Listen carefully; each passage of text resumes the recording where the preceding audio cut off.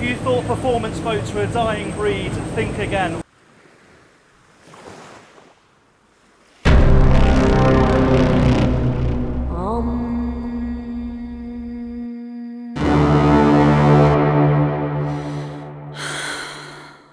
Welcome to the Otam 70, a 70-footer made of Kevlar and carbon fibre, capable of 50 knots thanks to a pair of 2,000 horsepower MTUs running through surface drives.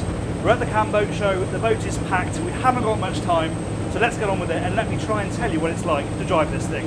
I'm Jack Haines, welcome to YachtBuyer.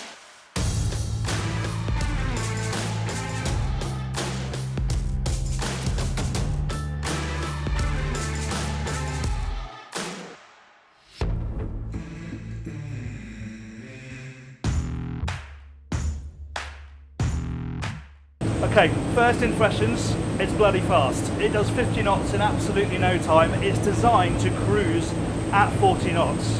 And you're looking at in between sort of 750 to 800 litres per hour. You've got 5,500 litres of fuel though. So even at that speed, you'll cover nearly 300 nautical miles. Yes, you're going quickly. We've got the back doors open at the moment, so it sounds noisier than it is really. You have got 4,000 horsepower churning away back there, but actually once you're up to speed it feels remarkably relaxed. And actually nowadays these harness and surface drives, which used to have a bit of a reputation for needing some time to master, hence why I've got my assistant here making sure I'm doing everything correctly, now they've got auto trim, so you bury the throttles and just watch the rooster trail begin to fire out the back of this thing.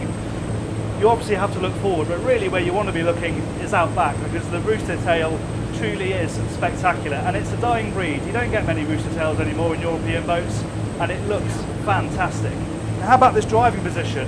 It's unique. This boat is very bespoke for the owner, and he wanted this leaning post, but these seats either side for his children that raise up and down, so they can be raised up to his level and enjoy the view. And what a view it is down this amazing long bow that stretches out in front of you. It's a 70-footer and more than half of that seems to be bow, but the view forward is just absolutely extraordinary.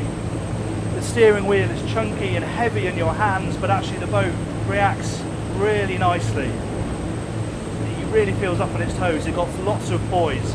Obviously you need to have those quick reactions when you're travelling at a solid 40 knots, which we're doing, and that's what this is designed for. Travelling quickly, comfortably, safely at very high speeds, and then topping out at around 50 knots when you really want to get a move on. Just putting a little bit of a turn on. I'm being encouraged to turn a bit harder, and then you really get the nice kick off the rooster tail. It feels absolutely amazing. Those MTUs are just relentless. It's extraordinary to think that you're doing 40 knots. This is a 70-foot boat, and it's as agile and as nimble as it is. It's so responsive. It's absolutely lovely. Yeah, this is a seriously focused machine, built for a purpose, and my word, does it deliver. But of course, there's much more to it than just performance. There's an entire interior and some decks to check out, so let's slow down, lower the heart rate a bit, and have a bit of a closer look around. See, this is the thing about surface drives. They're about the last drive system that you still actually have to grab by the scruff of the neck and drive. They're very, very grunty in and out of gear. We're just coming back into the show now, and every time we go to go, I'm nearly flipping over the transom. There's so much bite and so much power that they do take quite a bit of skill at slow speed. None of your IPS joystickery here. It's in and out the throttle, and hold on even when you're coming into the berth. Anyway, on to the tour. As the sun gets lower at Cannes, the music gets higher, so I'm sorry if you can pick up some sound from the stands in the background, but not too distracting, I'm sure. Let's start back here, where we have quite an elaborate passerelle arrangement. It's on show the whole time on this boat. It doesn't go back into a cassette. It obviously folds in, and then it swings round, and it slots on top of this unit here. And then when it's open and out, you have this hatch here, which has got dedicated storage, including a charger for the C-Bob. So you can see that slots in there quite nicely. You've got a fixed platform on this boat, and then you have this automated gate here. Push button, opens and closes. You've got one control down here by the transom, and you've got one up at the helm as well.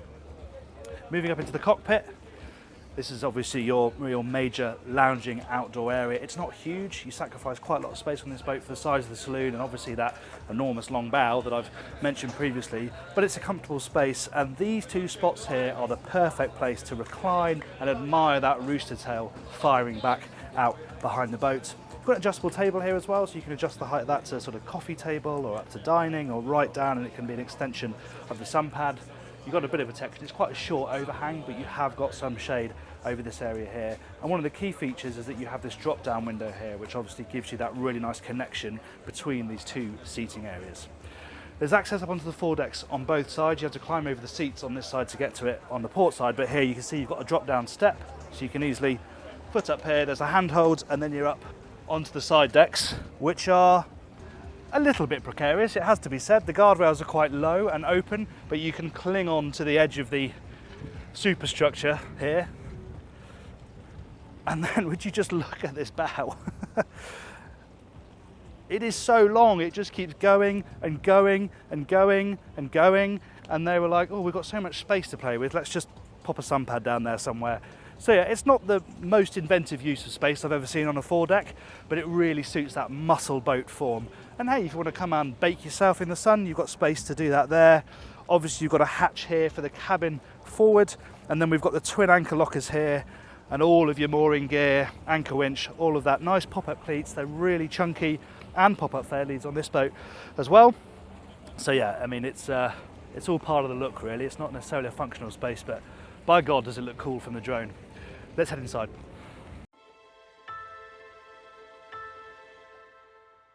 Onto the inside then, and at this point I'll reinforce just how they build these things. They are totally customised, and it takes them 12 months to build one of these. They're quite a small team, 30 odd people building these boats, and they are bespoke, high standard. This one actually took 18 months because the owner wanted a really specific laminate plan. So yeah, you can see these are not churned out in high volume. They are low volume, high quality products, and it's things like this marble is all from the same block of marble, and it's all vane matched as well, so you can see it all connects across the boat. It's really, really smart. If you want different marbles, colours, textures, upholstery, whatever you want, they will do it. That really is what this yard is about. And this feels quite old school, quite classic. It's not the most enormous saloon you're going to find in a 70-foot sports cruiser. You've got the sort of comfy leather, which may look a little bit dated, but it is incredibly comfortable, lovely to sink into. This really striking table design with leather and marble and stainless steel. That's also adjustable, and opposite that is where the TV is, so you can recline on these comfy sofas. The TV pops up from this unit here, and you've got a wonderful view of it, you know, wherever you are sitting in the dinette there.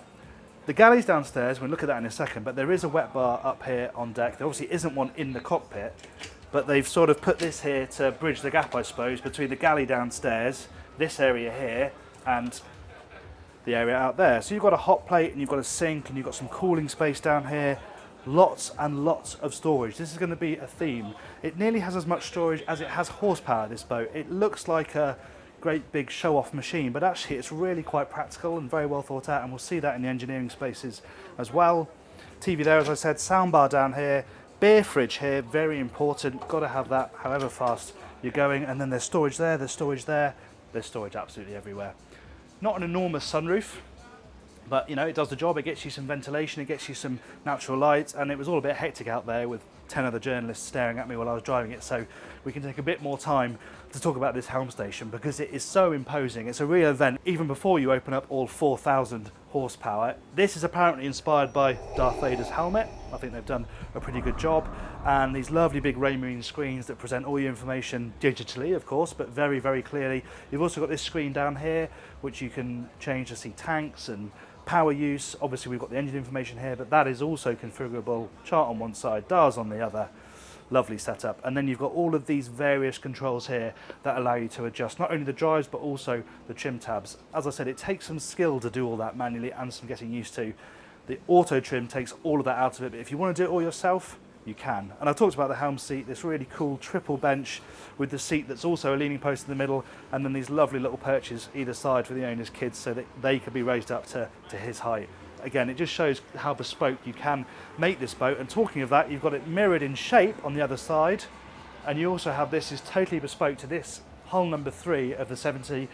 the owner wanted the people sitting over here to be able to have a really good view of exactly what the boat's doing. You can put the performance up on those screens. You've got that mini pod that mirrors Darth Vader's helmet over here.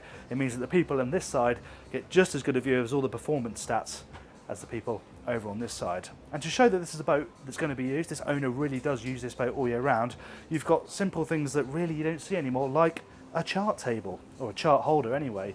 They really are going out of fashion, but it just sort of shows that this boat is going to be used, and you know, traditional methods still have a place, even on something as big and powerful as this. Now then, let's head down there, because when you've spent the day burning vast quantities of fuel, it's important to be able to rest your head very comfortably. Again, it's a custom boat, so there's plenty of flexibility down here regards layout. All of the bulkheads are structural though, so they're going to stay in place, but in terms of layout around that, you can play around with it. This owner does not run the boat with crew, so there's no crew space, though there is a sort of small, almost captain's cabin down here if you did want to use it for that reason. It's got a slightly tight berth, but it's got storage and it's got its own bathroom, so perfectly usable extra cabin. This is the first proper guest cabin here on the port side. It's a twin with a couple of nice single berths. We'll just come in so you can get a sense of the scale. Yeah, headroom a bit compromised at the top end there, but you can see where I am at 6 foot, plenty of space around here to get changed, decent amount of storage here as well, and again it's got its own ensuite bathroom, little bit of natural light, not a huge amount but a little bit, and some natural ventilation as well. We head forward, this is where the galley is, and again it's not huge for a 70 foot sports cruisers with galleys twice this size, but again it's not necessarily the point, is it really? But the specification is good. You've got induction Miele cooking, you've got a dishwasher down here, and you can tell this boat's fast because there's a catch on the dishwasher so it can't fly open, which you often don't see. Storage again is great at eye level, and then you've got your fridge freezer over here, domestic size fridge freezer, more storage under counter. Again, it's not a huge space, but there's plenty of worktop, countertop, and it's quite neatly integrated here actually. Right forward we have the owner's cabin, and this is another real surprise because look at the headroom here. Maybe it shouldn't be a surprise, it's a 70 foot boat, but you look at it from the outside and you still think the accommodation surely can't be that spacious and luxurious, but this is lovely. Nice big bed, set nice and low, storage absolutely everywhere. All of these squares here on both sides are just places to put stuff. Even this tiny, shallow little locker down here that's about as big, well, you can fit a flip-flop in there, apparently. That's what that's for, at foot level. Very convenient.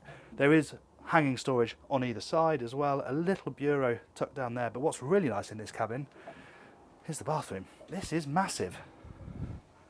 Curves around the corner, you've got a really nice separate shower cubicle here with a big rain shower head that's all finished in teak. Looks lovely, and again we've got this marble down here, all cut from the same block, as I said.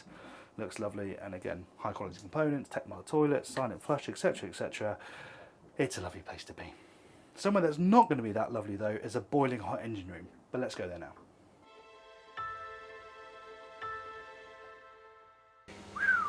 It's hot in here. Let's make this quick. Basically, you've got two absolutely enormous MTU engines that seem to barely fit in here. The engineering is superb. It is absolutely top notch, but it is a bit tight to get around these engines. There's no two ways about that. There are two access points though. There's aft here in the cockpit. There's also an access point in the saloon which drops you down to the other end where you've got the switchboard and access forward of the engines, but it's a bit of squeeze between them and around them. They are just enormous. However, this heat is good because the washing machine is down here as well, so you can just pull your washing out, lie it over the engines, and it'll be dry in seconds. You can't help but wonder how long boats like this are going to be around for, with such a focus on emissions and fuel economy obviously. So I think this really should be celebrated while it's still here. It is one of the last thrills driving a boat this big, this quickly, with all the drama and the intricacies of driving surface drives and what they produce when you go along. There really is nothing like it. This isn't just a speed machine though, there's a lot more to this boat than that. It's high quality, it's capable, it's built to be used, and it really is an impressive bit of kit. Thank you very much for watching that review. I hope you enjoyed it. If you did, please give us a like. If you want to watch something that's not quite as big or fast as this, but in a similar vein, we've got a review of the Sunseeker Predator 65. If you click up here. If you'd like to subscribe to the channel, then please click up here. Thanks again for watching.